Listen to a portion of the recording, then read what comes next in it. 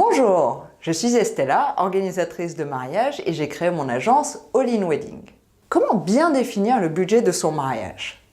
Ça, c'est une question complexe et que souvent les jeunes mariés, enfin les futurs mariés se posent. Alors je vais vous donner quelques indications pour vous guider dans cette réflexion qui est souvent majeure quand on commence à organiser son mariage. En général, les couples cherchent à savoir quel est le prix d'une salle, quel est le prix d'un traiteur, combien va coûter le fleuriste, et se posent 1000 questions avant d'essayer de définir leur budget. Quand vous vous adressez à un professionnel, on vous invite souvent à réfléchir à l'inverse. C'est-à-dire, ne cherchez pas à savoir combien va coûter votre mariage en fonction de vos envies. Définissez votre budget et en fonction de ce budget, vous pourrez commencer vos recherches. Prenons un exemple.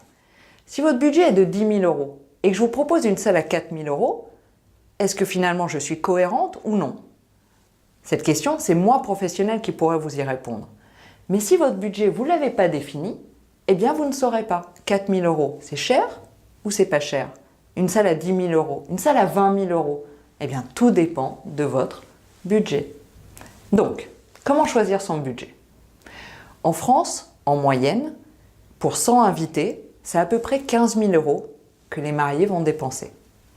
En Île-de-France, c'est un petit peu plus élevé. Donc vous pouvez quand même à peu près vous imaginer que si vous avez une centaine d'invités, c'est à peu près 15 000 € que vous allez dépenser. En moyenne également, les mariés dépassent de 20 % leur budget.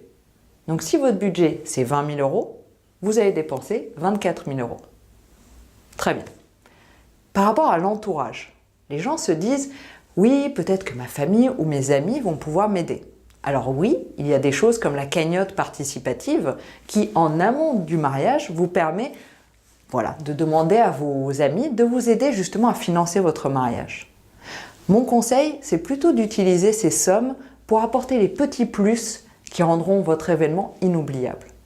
Par exemple, un feu d'artifice, un magicien, un mentaliste, un duo de jazz. C'est des petits plus qui ne sont pas indispensables, mais qui feront vraiment un bel événement.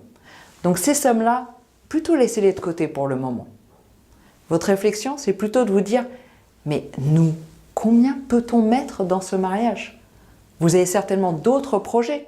Peut-être acheter une maison, peut-être un enfant, peut-être une voiture, peu importe. Quel est le budget que vous pouvez mettre dans votre mariage sans que cela soit problématique ensuite pour vous et tout en vous permettant de faire un bel événement? Moi, je peux vous organiser un bel événement à 15 000 €, à 30 000 €, à 50 000 €. Peu importe. Par contre, c'est à vous de définir ce que vous pouvez y mettre.